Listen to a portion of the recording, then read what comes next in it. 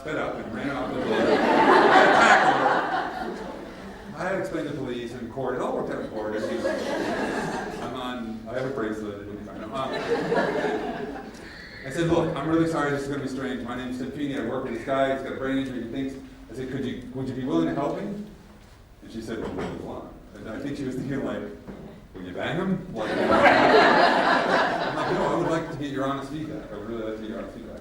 She's like, really? And I said, I'll be there. Don't worry about it. She walks out. And so there he is. It's Tim. And I'm like, so Tim. And her name was like Charisse or something. So I was like, Tim, this is Charisse. Charisse, I just was talking to her and stuff like that. And Tim, you have a theory. What was your theory? He goes, do you think I'm kind of hot and stuff like that? She looks at him and she goes, I think you're a fucking douchebag asshole. And I said, thanks, Charisse, and off she walked.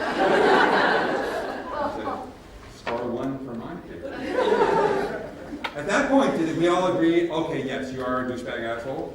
No, we said, we tested the theory once. Maybe she's just not your type. And so we have to test theories out. So the idea is you generate as many theories as possible. Generate. By the way, his mother and father said he was sexually frustrated. So what do? You laugh. They did bring him to a brothel. Guess what happened? It actually accelerated his craziness. Part of the deal is that Graham Simpson had a whole series of stuff for years that he talked about this stuff.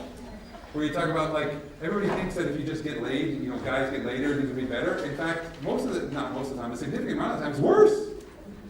It's dysfunctional. It's more than just the act. So I think that you generate theories, and then you choose the theory. Which one? One are we going to try? Now, that means you have to have agreement amongst everybody. So, we had his theory. We agreed we were going to go test our theory. We did it in a collaborative way. I didn't tell him. We had to come up with a way of testing the theory. His parents added their collaboration into the theory. And actually, when they were telling me they were taking him to Vegas to the Bunny Ranch, where Lamar Odom, by the way, he was in that place, not then, but he was in the place where Lamar Odom, the big American basketball player who's now got death's door. Well, that's where he went. Apparently, it's a something. So anyway, oops. We need to find agreement. We need to collaborate where we're going to do this stuff. We have theory 1, theory 2. And then what are we going to do? We're going to identify objective evaluation criteria. Data. How do we know if what we're doing is helping and not helping?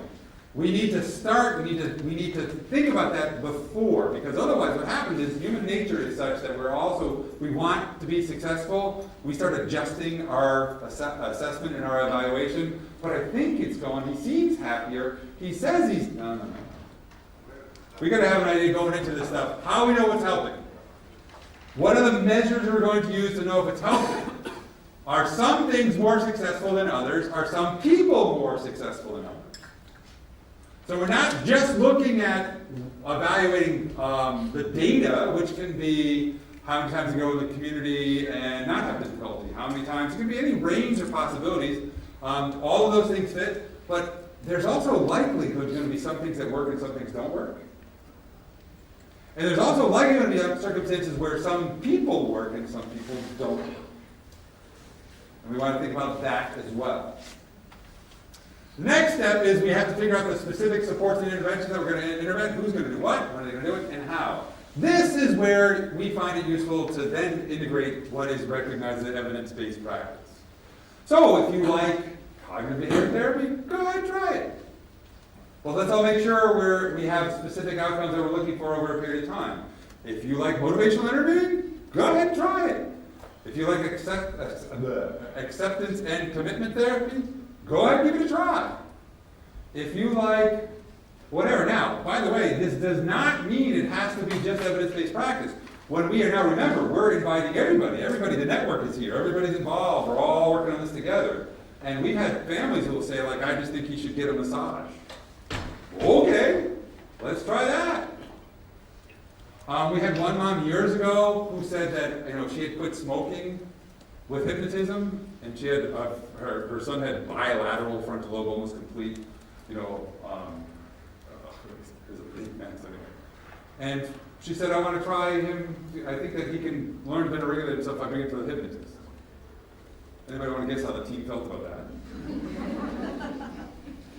Who cares? It's her theory. We agree. Now, why would we say, by the way, we insisted, it's like, yep, let's try it. Why? Why would you look and say, that is crazy, and still say, go ahead? What's that? It's respectful of her, number one. So they can try it. It's demonstrating that you are part of the group, and your input is as important as ours. Yep. And realizing you might be wrong. Might have worked. Yeah. Might have worked. And the other thing would be, I asked her one question, how much does it cost? She said $25. So the cost was low. And that's one of the things when you generate theories, outlandish theories should be included. Outlandish theories that we think is just crazy have to be included in the mix. And we have to figure out, when are we going to test that theory? So we tested what's it called? Hypnosis hypothesis. It didn't work. But we gained so much. And so, like in the States, has it made a big deal in Australia, hyperbaric treatment? A lot of snake oil salesmen going around talking about hyperbaric therapy. Sorry, do we know how to really feel about it? What is that? Basically, it's the old iron lung that used to put people with polio in, but now what they do is they put people with brain injury in these. They're just these old iron lungs that are hanging around from the 50s. They put them in there and they oxygenate the air with the theory that what they're doing is by oxygenating the air, they're creating opening capillaries into your brain, and your brain is functioning more effectively and efficiently, and it's helping with their recovery. Correct! We've had families say, I want my son to go to hyperbaric treatment, and it's like, it costs like, I think in the States it costs $1,000 a treatment, and no insurance companies won't pay for it, Medicare won't pay for it. And I've had families that have gone 5 and 6 times, and it's like, what did we learn? Because we didn't say no, we said, is it objective, observable, and measurable? And after the 3rd or 4th time, I was like, nothing's really changing here. What was interesting is, guess what the person who was doing it said? It's saving more time. It's saving more time. Moment, yes. What is it? Every day I get more and more cynical, but I just can't keep up. And I think that that's the issue here. So we're going to choose, we're going to try. Outlandish ones are good, we're going to try them. We're going to figure out, what the heck's going on here?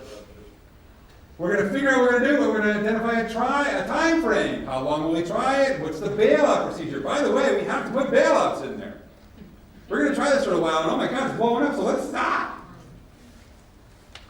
You don't just sort of, okay, we're going to grit our teeth and move our way through it. No, let's stop doing this. I don't want anybody to get hurt. And then we're going to have an evaluation criteria, which is there evidence that what we're doing is helpful? What is helpful? Should we continue? What can we keep or not keep? We decide to continue. We continue with all, for parts or none. And then we move to theory number 2. That's behaviors. That is positive behavior support for people with severe challenging behaviors. That's it. Simple, right? Really hard.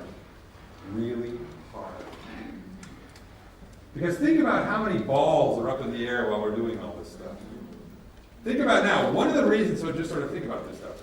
Why do we create outlandish theories? We let everybody have a place at the table of theory? Because if you don't, that person is going to, the metaphor, whenever I present this to people, because I'm the guy who has to present this to people most of the time. I use a little metaphor. I say, you know something? We're all agreeing we're getting in the lifeboat together. And if we're going to survive to get to the other side, we're going to have to all be in the lifeboat pulling together. It's our only way we're going to survive. One way I know we will not survive is anybody in our lifeboat is drilling holes on the bottom of the boat. So let's make sure that everybody's got an oar, and everybody knows that maybe yours isn't the first or second or third, but we're going to keep listening to you, and we're going to figure out how to make it work.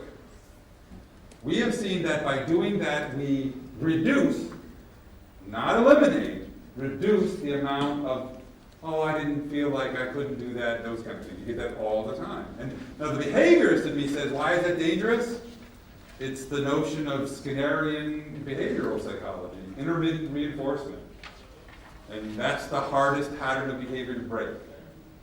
So we include all the outlandish things as possible, and we figure out what we're going to do and how we're going to do it, and then we get everybody on board around these kind of things. It is what we've seen, and we've published a crap load of stuff around this kind of framework. And what we've seen is that's where we've had the most success, by just continuing. If you look, is there anything in there? Do you see anything in there about specific techniques? No. We are, now I have certain beliefs, we'll talk about plans, and we like to talk about projects, and we like to talk about identity mapping and all those kind of things. We integrate those things in what we do because we like them. But we're agnostic. You want to try something? Let's give it a shot. What's the worst that can happen? Now, we don't want anybody, by the way, there are boundaries, which is if we do this, could somebody get seriously hurt? So with that as our only boundary, what's the worst that can happen? We're wrong. We get embarrassed. I've been on the floor with people in the middle of the mall while they're trying to do stuff, hanging on for dear life, and have police come over and it's like, what's going on here? And, I had a kid in my neighborhood that, he's a kid, he was a middle school kid, we were taking him to school, threw on the ground, started screaming, rape, rape, rape. There were the cops. And I'm holding him down, he's raping me, I don't even know who he is. It makes for great stuff. That's just it. I think the mistake people make is that they forget that how funny it is what we do. Think about it. Think about it. I am on the ground in my neighborhood having a kid scream, rape, rape, I don't know who this man is. If that's not funny, I don't know what is. I've chased naked people down streets and had to explain. That's funny stuff. But we take ourselves so seriously when we shouldn't, because it's funny what we do. So, that's it. Anybody have any questions about that? Or you all do this. Is this like, you do this and I've wasted your life? Yeah. How do we sell that to funding bodies who require us to have set goals and structure and not fail and then judge us when we don't achieve a goal? It's very challenging in simulation when the funding bodies expect us to be marking our reports as progress, achieved, not achieved, and Sure. and how can we? How do we work? Great question. We live in a world where funding sources are not creative, that are sort of wed to an approach which is, I need to see a certain percentage of change or improvement to demonstrate that your therapy, your intervention is of value. And then once they plateau, then what I have to do at that point is say, nice work, there's time to move out. So let's think about that in a bunch of different ways, because it's a conversation we've had a bunch of times.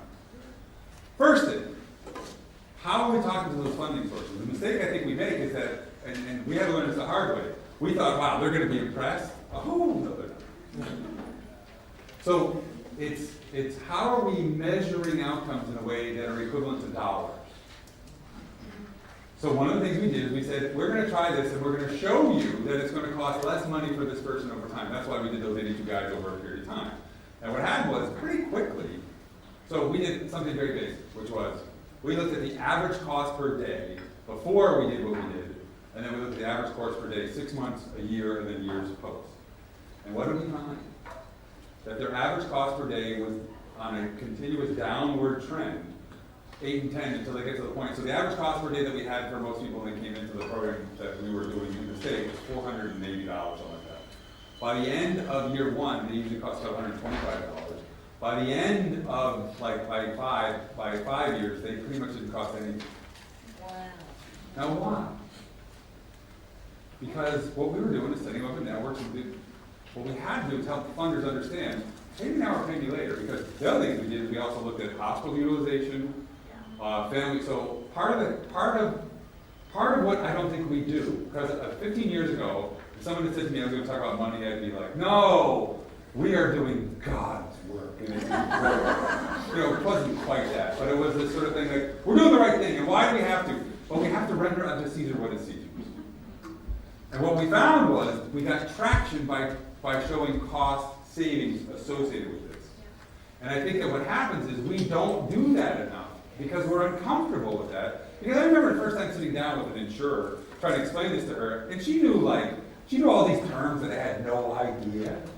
And I would just sit there and go, I don't know what you're talking about. Here's what I can tell you. This guy, you were paying $500 a day. We did this, and it's now costing you $200 a day. Now, you could have got $500 a day and had him in this program for a year, and then what did we do? We said, let's look at the trends. What happens is that guy comes back, and either he uses the hospitals 10 times more frequently. We just had that information. So when you start saying, oh, he's costing you in other ways, because he's going into hospital, or he's going into mental health treatment, or he's going, when you start identifying the other costs to them, now we're playing on a level playing field. It's not, part of the reality is that we have to show dollar for dollar savings, and I know people don't like talking about that, but that is a conversation that we have all the time. Let me show you. Now, we were just, whatever, we just happened to have, we kept the data and then we published it so that we could say to students and evidence for this kind of stuff. And one of the things was published in Brain Impairment in Australia. But that's a way that we start having conversations around that. And what we find is that we did it twofold. We did it with the case manager person or the service coordinator level person who was the one that was day to day, and we also talked to that person's supervisor to let them understand what we were doing. And what we found at first was a lot of skepticism. But once we started showing this is over time, the trend is downward and it's stable downward, and what you're paying for is a long-term cost saving. If you don't, what's going to happen is there's going to be episodic costs that are going to actually accumulate to a total higher rate of cost to you than if you do it this other way. Does that make sense? Yep. I can get up the cost benefit of keeping people out of custody. The problem is to stopping the cherry picking. Many of our people didn't engage at first, with the initial accident. Right. They come from families who do not, Yeah. etc. They end up in the custodial system, and when we go to get them out, we get refused service. Right. They don't qualify, they don't have enough stars and points for this. Right. And yet, if they just go through the constant cycle of not going into the community without support, return into custody, etc. Sure. Whereas, how do we get people to engage? I mean, it's up to the service providers, because we don't provide those services. It's up to the service providers to accept our people, but there's so much resistance. I mean, so you're asking two questions. So the question number one is, well, we have people that just don't go into the system because, for whatever numbers of reasons. The other question, the other issue that you have is like, how do we get people willing to take folks that are just not willing to engage? So those are two very different questions. Question number one, and I don't have a simple answer. I can only tell you how we managed it in the States and various places, and in Ireland, and in Ontario and in Nova Scotia, Canada. What we did is we said, look, they caught, part of what happens is, at a governmental level, what happens is people live in their silos and they say, okay, maybe it costs, but that's not out of my budget. It's out of that budget, it's not my budget. So what we spend a lot of time talking about is that, no, but it's out of my budget. And we're all taxpayers, we're paying for these things. So we've had a lot of conversations saying, it is out of everybody's budget, how do we manage that? Some people get it, some people don't. That's number one. Number two, in terms of how do we engage people who have historically not wanted to engage, one of the reasons, we have a theory. Why do people not engage? Why do people who we know could use our help not engage in our help? Because they probably have it once or twice in their lives. And what's happened? They've been treated by a bunch of fucking assholes. Technical term? Technical term. They've been treated by people who tend to be hierarchical in their thought, tend to be, I'm the clinician, you are the therapist, you're the ne'er-do-well. That's why you're here. One of the things is we have this ongoing thing. We have a program for people with substance abuse and brain injury, substance abuse, and brain injury, mental health, and substance abuse. And one of the things that we've been doing for the last year is retraining all of the substance abuse treatment staff, because they're into that hot seat, kind of sitting in the corner. You're a moral failure, you're a family failure, and all that kind of stuff. And so why would anybody want to engage if they're going into something or they know this is going to be punitive? So the question is so one of the things that we spend a lot of time with is trying to shift from, boy, it's about time you came here, and you know what's your next fuck up, which is, I'm so glad to see you today. Silly, isn't it? Isn't that like stupid? But like the school that I was saying that we ran, you know what we did? Every day the kids walked in and somebody was there greeting them saying, I'm glad you're here today. It's so good to see you. I mean, stupid, right? When they walk out the door, there was somebody saying, be safe tonight. I'm looking forward to seeing you tomorrow. I think, sorry, I misphrased my question. Okay. Okay, all those problems. But Even if we get people willing to engage, we can't get services to take them because of the barriers that they haven't had any past history and because they can't trust. right, I mean, it's a question. Cherry-picking. The services, because they're not the same Right. model of when we're going to take the people we think Right. we're going to have success with. The- Our guys Right, the are- question, we have a very similar problem, which is in the States we call it primary diagnosis. Who do they belong to? And I wish I could say, if you just do this, it all works out. But here's what I can say. It took us 15 years of constantly going back and saying, they don't belong to anybody, they don't belong to anybody, they belong to all of us. This is not a you problem, this is a we problem. And what we found was, in mental health services and in correction services, once we started saying, look, we're going to help you with this group of people that is a challenge to you, we found we got a lot of traction there because this was a group of people that they just were not having any success with. So they tended to be institutionalized for a longer period of time. And even so, like, you know, there was part of my life, I spent a bunch of my time in many of the maximum security prisons in the state of New York. Fun. But the reality was, we work with the COs, we work with the parole officers, we work with probation officers, and by doing that, they started seeing there's a way that we can have impact. Because we have these guys that happen all the time. They'd go in they do a stretch, they'd come out, they'd be on parole sometimes, they'd blow it again, they go back in, so the parole officer knew who they were, or the probation officer maybe didn't get parole, they get probation, or at the time, or before they went in for pretrial sentencing, they'd get probation, they'd blow that, and we'd say, let's think about this differently, guys. Let's help you understand what are the key elements and how do you manage this. And we spent, by the way, this framework, we spent a lot of time with a lot of probation officers in the state of New York and then in Oregon and some other states, where they finally started looking going, oh, I see. But it didn't happen overnight. It didn't, and part of the deal is, the metaphor we use is that we're a glacier. Slow pressure forward. We can't sprint. We're not a river, we are a glacier, we'll just keep putting pressure on. And what we found was over time was when we could start demonstrating success, that's what we had to do. We didn't want to get caught in, we could not, we did. We thought we could just by saying, isn't this a great idea, people would get on board, they didn't. But when it came down to money and the cost to the service, then people were willing to listen, one at a time. And I wish I could say, just do it this way. What we found is like in different parts of even in New York, in Western New York, people were really interested. In New York City, it was impossible for many years. But slowly over time, there was some recognition that there's a cost to whatever system they happen to be in, and if we do this well, it's not going to be as costly. I know that is not a satisfying answer. I wish I had a better one, but it is the one I got. Anybody else? I need one more question before lunch. Go ahead. To give us time to set up. One more question. Go on. She's in the front. There, in the front over go here. ahead, please. No, go ahead, I'll repeat it. I can see what you're saying about different theories and testing, and I agree with the question about some embodied theory. I mean, agree with that, essentially. And how do you sell it to the client then to get on board with challenge things? I think a lot of us have a front end line of not trying to set them up for failure. If you know that you don't know the outcome, trying to demonstrate that you don't know the outcome. So, It's a challenge to how do you get people my experience is that people like this. But it's the way you frame it. Yes, the important question was, how do we do this in such a way that we're not setting people up for failure? But if you look at it, what do we have here? There's an expectation of failure. There is, isn't it? Yes. We're going to learn something here. So I think what happens for a lot of folks, they're so used to going to treatment with the idea that treatment is going to help me ameliorate my problems. And so, but that's why the physical part of rehab is so easy, and I don't mean somebody's going to be pissed at me right now, but it is easy. You can see, like, if your hand was in a fist, and now it's not, you can see. But with behavior, it's like it's in your head. And you know what you're thinking and nobody else understands it.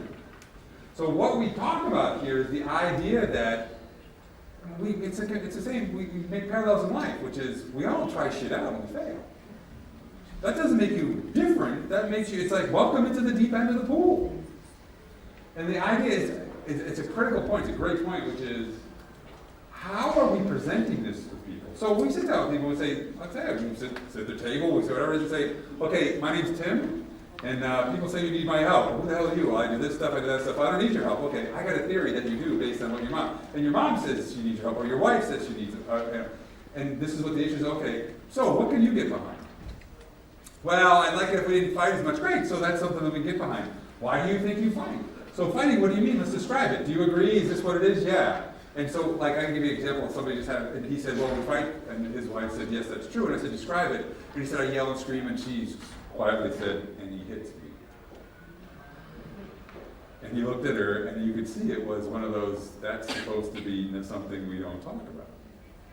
I looked and I said, I am not here to say you're a wife batterer. In my head, I wanted to strangle her. I'm here to say your wife says that's a big fucking deal. You want to be involved with your wife. Is that something that...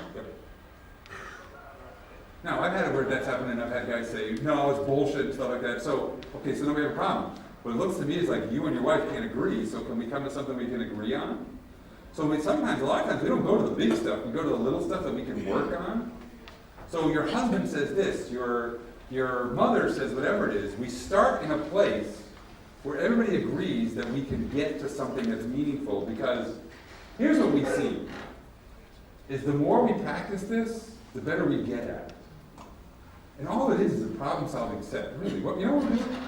We're not teaching anything except how to problem solve. That's really all we're doing. And so that's what we'll say to people. Our job is to help become better problem solvers.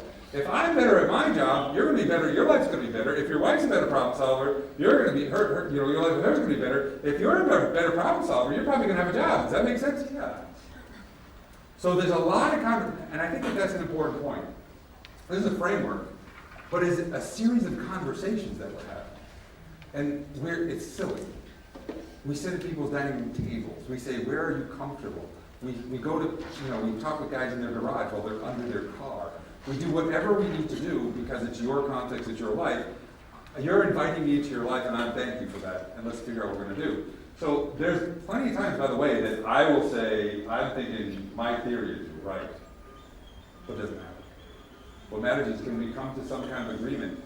And with that is hope. Now, this is an expectation of failure within a foundation of hope. Isn't it? And that's the point. So, by the way, this is huge.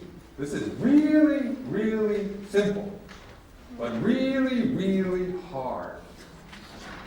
And the reality is going to be, within this framework of positive behavior support and intervention, this is what we need to teach people. It's going to be successful or not based on our ability to help people learn how to think.